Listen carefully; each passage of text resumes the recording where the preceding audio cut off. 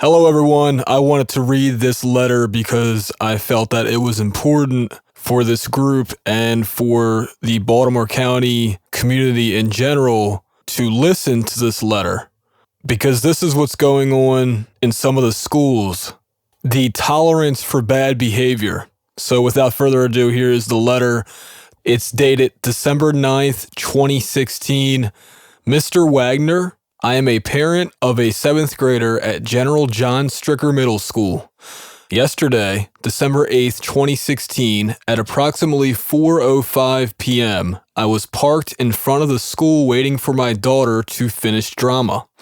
While I was waiting, I witnessed an incident between two students. Over the span of approximately 5 minutes, I witnessed a female student verbally harass and bully a male student.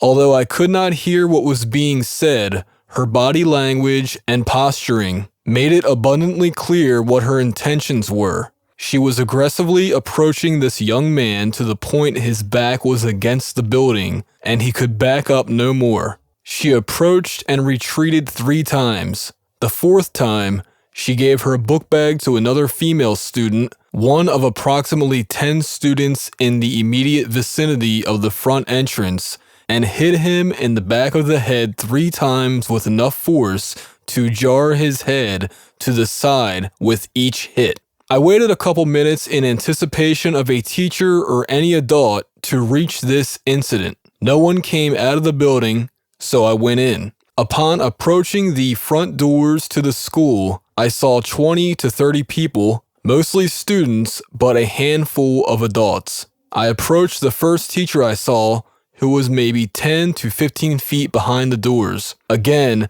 this incident occurred directly in front of the glass doors. I asked the teacher if she saw what just happened, and her response was no.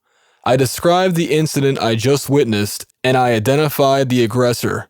This teacher looked at me like I was wasting her time. She responded by shrugging her shoulders as if to say, "What do you want me to do?" I asked her if she was going to do anything about it. She begrudgingly walked to the front door. She opened the door, but did not leave the building and questioned the group as a whole, which included the aggressor, if any of them had seen something. Of course, they all answered no. This teacher then began yelling at the children to go home. The children grumbled in response, led by the aggressor I identified to this teacher. The teacher yelled again, and again to go home, louder each time. The aggressor yelled back at the teacher, who returned by yelling at the student to go home.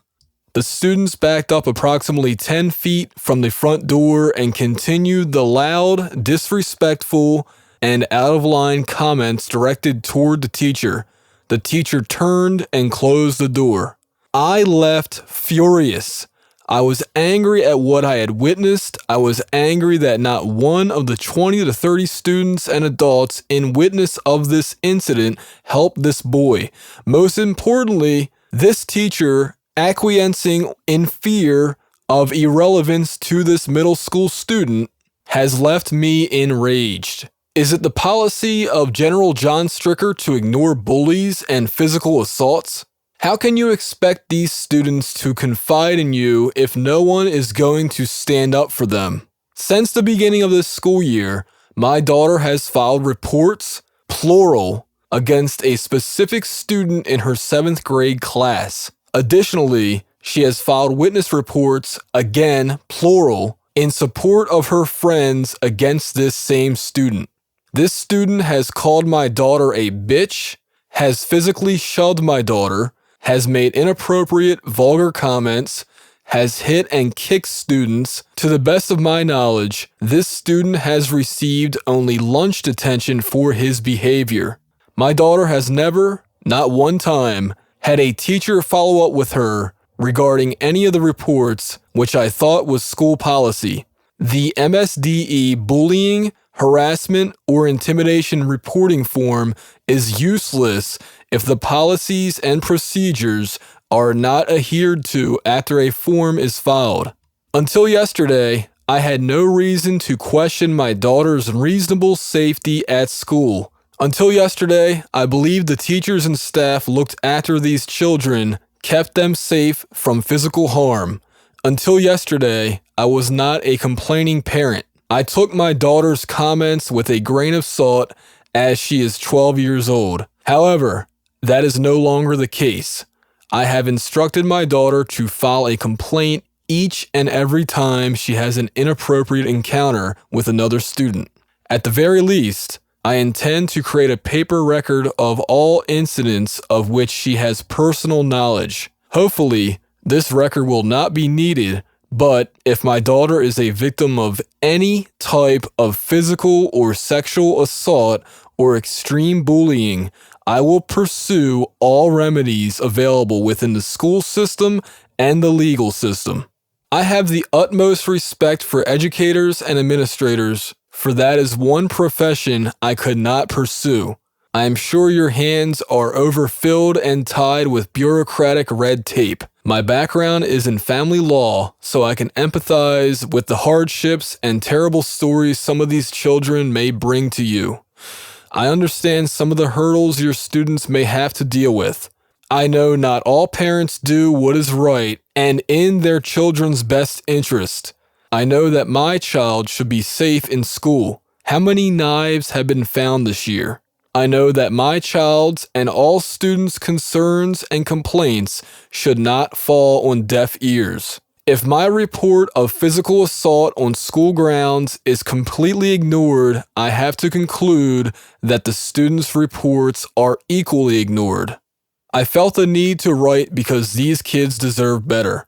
The kids who behave, do their work, and are held accountable by their parents should not be fearful of those few who do not care or do not have an adult who cares. I am worried that the students feel their concerns and complaints are being dismissed and ignored. My daughter and numerous other students inform me that it is a running joke to file a complaint because nothing is done. Nothing is unacceptable. I do not believe General John Stricker is addressing physical violence appropriately, if at all. After a few discussions with parents and students since yesterday, I have formed the opinion that the school is not protecting our children from physical and emotional attacks. The teacher I spoke with yesterday and the school, it appears, is not in compliance with the Board of Education of Baltimore County Policy 5580. I have great expectations for my children.